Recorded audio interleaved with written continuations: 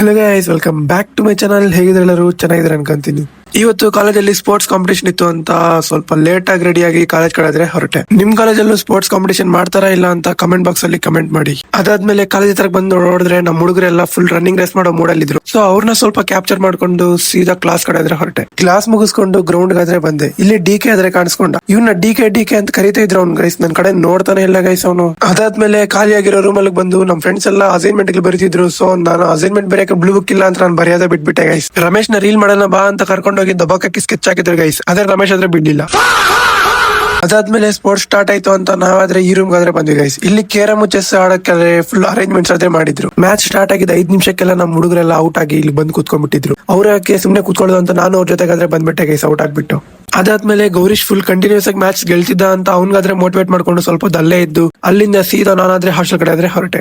ಇವತ್ತಿನ ವಿಡಿಯೋದಲ್ಲಿ ಇಷ್ಟೇ. ವಿಡಿಯೋ ಇಷ್ಟ ಲೈಕ್ ಮಾಡಿ, ಸಬ್ಸ್ಕ್ರೈಬ್ ಮಾಡಿ, ಫಾಲೋ ಮಾಡಿ, ಕಮೆಂಟ್ ಮಾಡಿ. ನೆಕ್ಸ್ಟ್ ವಿಡಿಯೋ ಸಿಗೋಣ. Thanks for watching. Bye bye.